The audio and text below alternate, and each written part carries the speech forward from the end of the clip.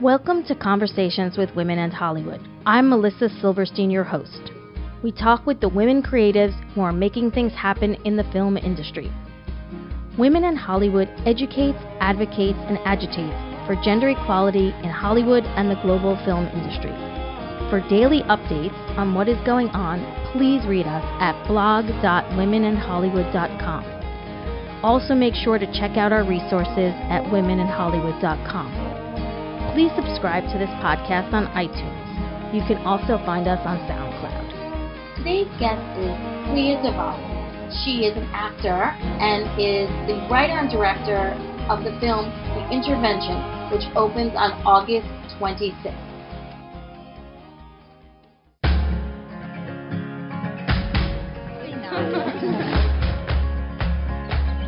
This is your family's little summer house? What are you, like a secret Kennedy or something?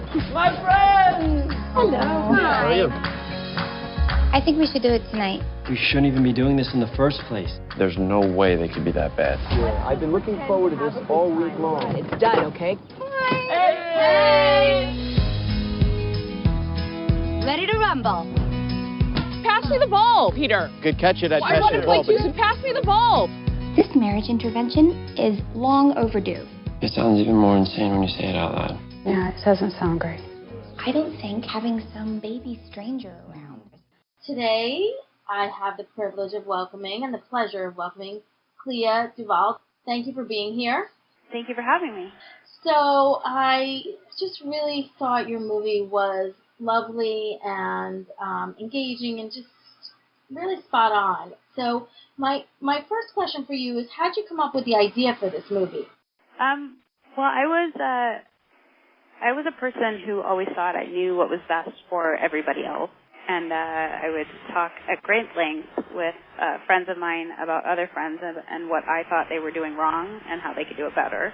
and then I had this realization that, you know, the more I was focusing on everybody else, the less I was focusing on myself. And that there were some things in my life that I wasn't really looking at and not really being completely honest with myself about. And that, you know, that kind of sent me on this path of, doing some work on myself, looking at things that I hadn't really looked at, and being honest with myself in a way I never had before. And that, that experience sort of paralleled me writing this script. That's almost like personal therapy. Yeah, exactly. Exactly. So I want to go back and just make sure everybody knows that this is The Intervention, which is the movie that you wrote and directed and is opening this week. Just wanted to say that because I forgot to say that at the top of when I introduced you. Yes, we open August 26th, Friday. That would be this Friday. How did you know that you wanted to move into directing and writing from acting, or were you always writing and then you added directing? Give us a sense of your career trajectory. Well, I've always loved writing. When I was a kid, I would just sit and write for hours and hours and hours and create these worlds for myself to live in. That was my only child activity that I did, was writing and writing stories where I had like siblings and friends and like just all these alternate lives, and it was really I really enjoyed it. It was a really good creative outlet for me. And then when I started acting, I did less writing, and as time went on, I really missed it and wanted to start writing again, and wanted to write scripts because I did want to direct. I love being on film sets. I love working with crews, and it really felt like something that I wanted to do. And so I started writing with that intention, but very quickly learned that I was just not that good at it, mainly because I didn't know how to do it. So the writing part or the directing part? The writing part. Okay. So I had never done it before, and I thought, I can just do this easy, no problem, and it's not. It's not easy. But I would give my scripts to writer friends of mine and get notes, and then go back and rewrite and really try to teach myself structure and story and characters that way. And wrote several scripts with as just as an exercise to teach myself how to do it. And then this was the first script that I wrote with the intention of getting it produced. But you still didn't think that this was going to be your directorial, you were going to direct this. Is that correct? No. Yeah, because I had written myself a part. I really wanted to be in a movie with Melanie, who I wrote the part of Annie for. And I just felt like it might be too much to act and direct in my first movie, and that it would be easier to find someone else to do it. But, I think that there was a part of me that did want to direct it, but just felt, didn't feel ready to take that on. And then as time went on, I really, no one would have been able to tell the story the way I wanted it told. And, if I had such specific ideas about doing it, then I should just, be brave and do it myself. And so, how did you get the job? I mean, did it automatically come? You were like, I'm writing and directing this, and then who's ever going to finance this? That's the deal? Well, once I decided that I was going to direct it, that's when I got serious about trying to find investors. And it actually happened pretty quickly. The investors that made the movie with us, they had heard about the script before, they read it, and then called my agent one day and just asked him if there were any scripts that he had, and he pitched this to them, and they were like, oh yeah, we already knew about that. We're interested, and they read it, and they liked it, and then we had a meeting, and then a week later they came on board, and 3 months later we were filming. It was like a real whirlwind. Wow, that's like something I never ever hear. And I think what you were I think you were really smart because it's a contained movie. It's in a single location pretty much, except there are other scenes, but the bulk of the movie happens in a place with a finite amount of people. So in some ways, you created a script for yourself that was really manageable, and also seems to me, and I could be wrong, affordable, that it wasn't like a $60 million movie. So was that part of your thought process in this? Oh, absolutely, yeah. I mean, I knew that being a first-timer, I wasn't going to get a lot of money. Like, even if we, even in the early stages when I was writing it, before I knew I was going to direct it, I knew that, it wasn't a movie that we were going to get. Nobody's going to give us $5 million to make this movie. And, right. And then once I, took on the directing side of it, then I really, I really knew that we were going to have to be conservative in our budget, and we were. I mean, very low, but I think, I think the movie was gorgeous, and that's a testament to Holly Morgan, who's the DP, and she did such an incredible job and was a real joy to work with. Let's just give a shout out again to this female DP, because that's also something we don't hear a lot of. Holly Morgan, is that her name? All right, here we go. I know it's very difficult because people don't want other folks to talk numbers, but I feel like one of the things that helps women as they want to get into this is to understand what the numbers are. So if you could just be a little, you don't have to be exact, but is it $1 million kind of thing, around-ish there? I don't know. I don't think I'm allowed to say what it... You can say over or under. I don't know if I'm allowed to say that. Okay. It's a lot. Like, whatever you think it is, it's a lot less than that. Okay, all right. How many days did you shoot for? 18. Okay. So let's talk about Melanie Lynskey for a minute. Oh, I should talk about Melanie Lynskey all day long. Okay, that would be great. But I've been, not in a stalker way, but a little obsessed with her since Heavenly Creatures. And every time I see her, so I want to start this hashtag, which should be Melanie Lynskey should be in all films. What is it about her? Because, I mean, she's not American. She plays such an American character in this movie. And she's like, I feel like the every woman. Like, we all can relate to her. So give me a little bit about, like, the Melanie Lynskey fan club mantra here. Well, I mean, Melanie is my best friend, and I adore her. I mean, she's my. I don't know what I would do without her. My love for her is very, very deep, and my admiration for her as an actor is also like off the charts. And I was so inspired by her and her talent when I was writing this part for her.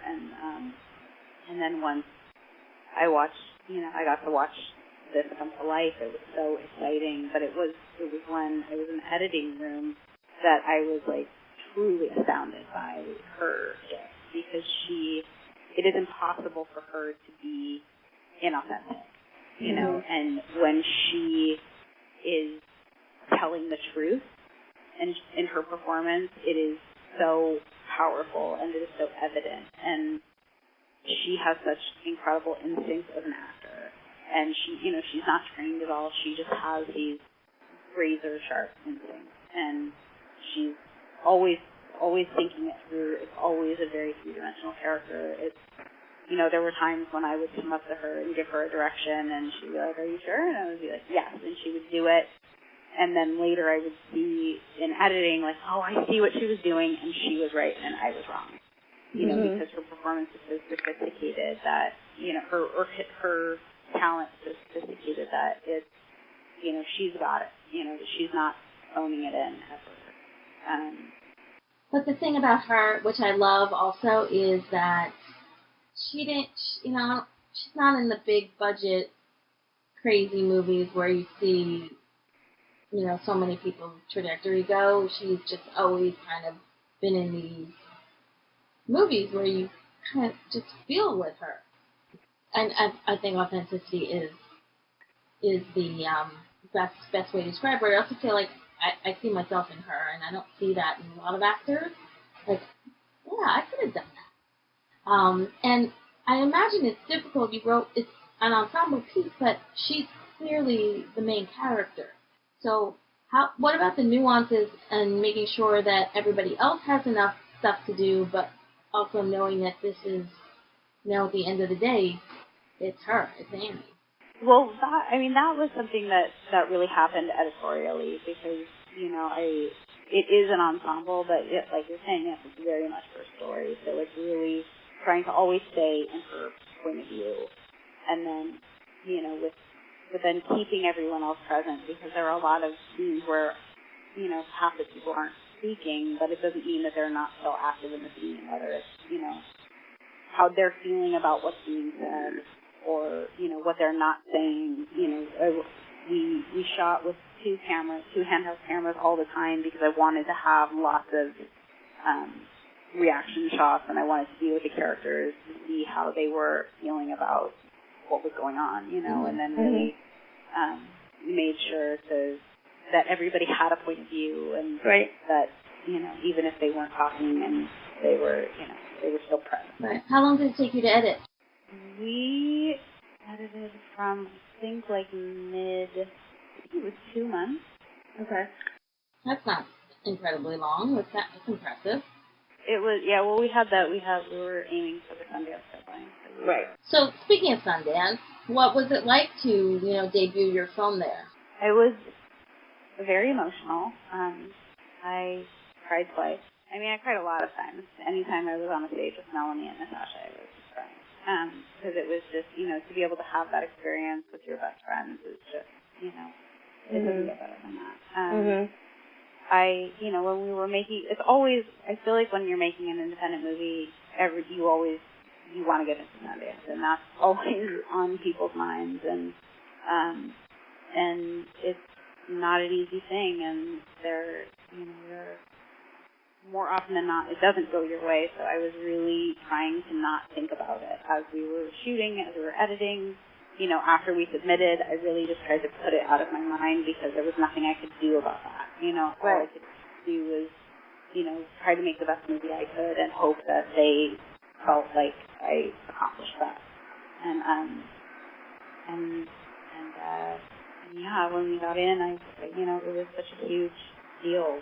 The first legitimate acting job I had was being an actor at the Sundance Filmmakers Lab when I was 18. Oh. It really changed my life.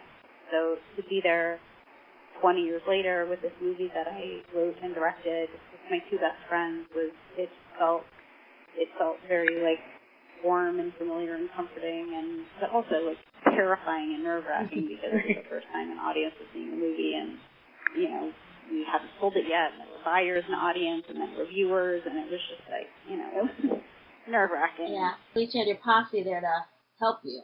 Yeah. And so let me ask you, what would be your biggest takeaway and your advice you would give to other first-timers going through the Sundance experience? Just be nice. Be nice to the other filmmakers, to the people at Sundance. Like, you're all going through it together, and it's a really special thing. And, you know, everyone around you knows exactly how you feel because they're all going through it too. You're not on an island. And, you know, just be grateful and try to be as present as you can, and don't worry about all the outside stuff. Thank you. That's really great. Can you talk a little bit about, as an actor, what types of roles that you gravitate towards?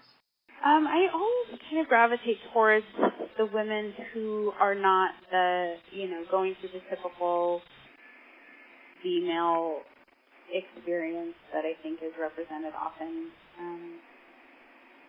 You know, like with it, I don't know, like I like the kind of misfits and the people who are a little bit off, complicated, and others. I like the, you know, the weirdo. All right.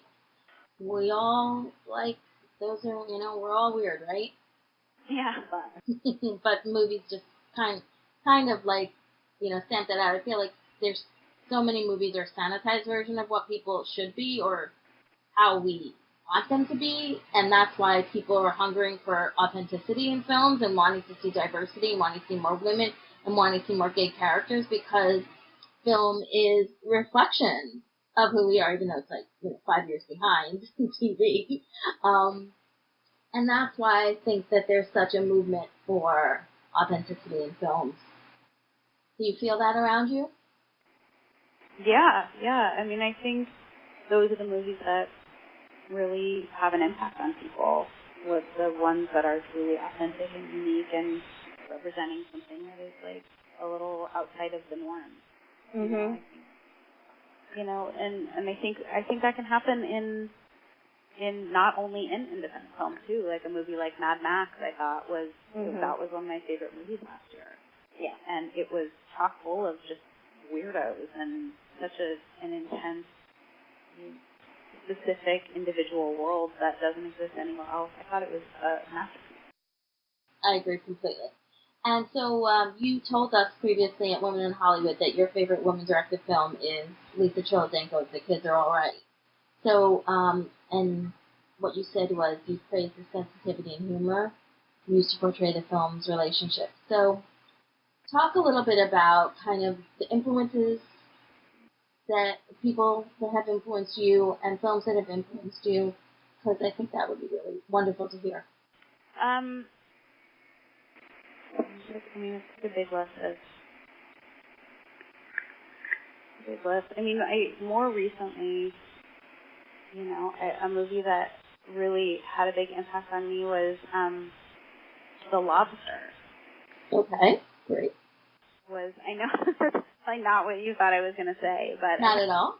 I don't know. It was so funny and its own world and its own reality. I love a movie that can create its own reality and you go with it. You buy it. Like, you know, it kind of, you know, like Beetlejuice for me when I was a kid was so huge because it was, you know, like seeing Winona Ryder's character in that movie and seeing that she was weird and unusual and different. You know, I really needed to see that when I was a kid because, you know, so much of what you see in movies is just like glossy, beautiful people with like perfect bodies who are, you know, having these great lives, and maybe one thing goes wrong, but then they figure it out in the end, you know. And I think they're, you know, seeing a variety of different kinds of women is really important. And, you know, I realize that The Lobster is not any of those things that I just said, but I really do think that it succeeded in creating, dealing with loneliness and the expectations of love and what love is and why people fall in love. And,